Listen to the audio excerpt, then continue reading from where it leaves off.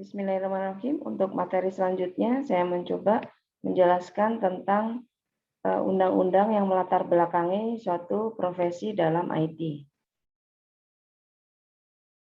Untuk kode etik profesi ini, kita lihat dari undang-undang yang kebijakan hukumnya yang berdasarkan pada kejahatan komputer. Di sini ada yang bisa menyebarluaskan rahasia yang bersifat internasional di sini, yaitu ada transaksi organisasi ya berdasarkan pada Palermo Convention tahun 2000 dan Deklarasi ASEAN sendiri pada tahun 1997 di Manila, Filipina. Banyak permasalahan hukum yang timbul akibat daripada kejahatan dalam penegakan hukum berdasarkan profesi IT. Di sini adalah yurisdiksi. Undang-undang berdasarkan hukum merupakan hal yang sangat krusial, di mana kode etik hukum ini merupakan upaya penanggulangan daripada pelanggaran etika hukum itu sendiri, yang ini bersifat internasional, di mana prinsip ini berkaitan dengan yurisdiksi suatu negara atau berdasarkan perundang-undangan yang dianut oleh suatu negara tertentu. Kebijakan hukum dalam upaya penanggulangan pelanggaran kode etik profesi IT ini, yang pertama adalah bentuk penanggulangannya, yaitu yang pertama di sini adanya kode etik profesi IT produk dari asosiasi atau organisasi. Ya, ini yang disepakati dalam asosiasi tertentu, yaitu di sini adalah IFEP, ya, International Federation for Information Processing. Juga ada Association for Computing Machinery dan Asosio di sini adalah ASEAN Oceanic Computer Industries Organization. Kemudian ada kebijakan IT lain, yaitu pelanggaran kode etik profesi IT.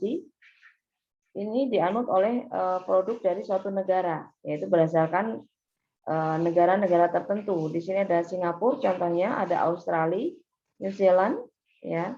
Kemudian ada Hong Kong juga memiliki aturan daripada Computer Society-nya. Selanjutnya ada faktor penyebab pelanggaran IT. Ya, ini faktor utamanya tentu saja merebaknya penggunaan internet. Ya, jaringan luas komputer tanpa disadari para pemiliknya disewakan kepada spammer atau penyebar email komersial, fraudster, yaitu pencipta situs tipuan, dan penyabot digital. Contohnya di Bandung, di sini banyak warnet yang menjadi sarang kejahatan komputer, yang menjadi pemicunya adalah intelektual yang tidak beretika. Tentu saja mereka tidak memikirkan bagaimana efek daripada akibat penyalahgunaan kode etik tersebut. Ya, orang lain banyak dirugikan akibat mereka tidak memiliki etika yang baik. Selain itu, faktor penyebab pelanggaran kode etik profesi IT di sini tidak berjalannya kontrol dan pengawasan dari masyarakat. Mungkin dulu belum ada undang-undang ITE ya. Kalau sekarang sudah ada, sehingga banyak yang terkena jerat ITE akibat pelanggaran kode etik daripada profesi IT tersebut. Kemudian ada organisasi profesi yang tidak dilengkapi dengan sarana dan mekanisme masyarakat untuk menyampaikan keluhan. Nah, ini sering terjadi bagaimana pelanggaran itu bisa menjadi suatu efek jera bagi para pelakunya, sehingga masyarakat tidak terlalu banyak dirugikan. Kemudian rendahnya pengetahuan masyarakat mengenai substansi kode etik. Nah, ini kadang-kadang orang tidak berpikir panjang, akibat pelanggaran tersebut bisa merugikan banyak pihak, termasuk pada masyarakat yang sangat menggantungkan seluruh datanya pada informasi teknologi tersebut. Belum terbentuknya kultur dan kesadaran dari para pengemban profesi IT untuk menjaga martabat luhur profesinya. Nah, ini kadang-kadang juga tidak disadari bahwa profesi sebagai teknologi informasi tersebut bisa memberikan dampak yang sedemikian besar bagi masyarakat pada umumnya. Tidak adanya kesadaran etis dan moralitas di antara para pengemban profesi IT. Nah, ini juga sering menjadi tantangan tersendiri bagi seorang yang berprofesi teknologi informasi, bahwa mereka itu sangat diharapkan bisa menjaga kode etik profesinya dan memiliki etika yang baik. Faktor penyebab lain di sini ada unsurnya, yaitu ada undang-undang, mentalitas aparat penegak hukum, perilaku masyarakat sendiri, sarana dan kultur. Kalau perilaku masyarakat itu lebih cenderung bagaimana dia dapat melindungi data-datanya supaya tidak menjadi konsumsi daripada hacker ya. Bisa melindungi dengan password ataupun bisa backup datanya sedemikian rupa sehingga apabila data itu tiba-tiba hilang dapat di backup dengan baik. Pengertian cyber law di sini bahwa hukum ini bisa memberikan perlindungan, ya. Sistem hukumnya bisa memberikan suatu rasa nyaman, ya, sehingga para pelaku daripada kejahatan di bidang cyber ini bisa ditindak dengan baik, ya. Tentu saja sesuai dengan hukum yang berlaku di Indonesia.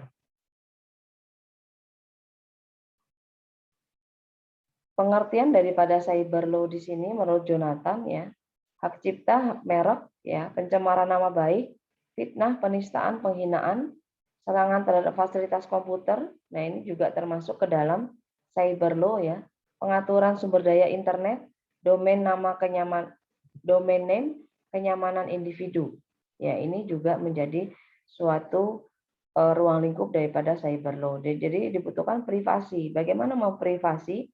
Banyak hal yang bisa dilakukan dalam memprivasi suatu keamanan data-data yang kita miliki.